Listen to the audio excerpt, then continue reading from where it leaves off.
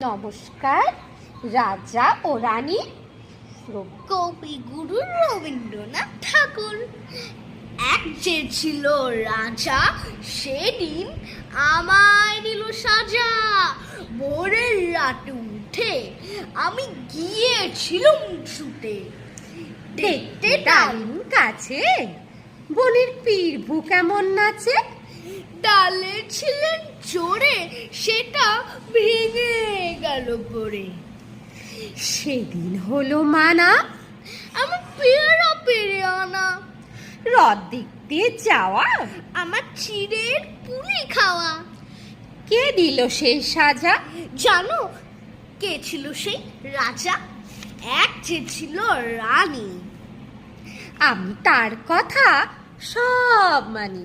সাজার খবর পেয়ে আমায় দেখলো কে বলছে, বললে না তো কিছু, কেবল মুক্তি করে নিছু।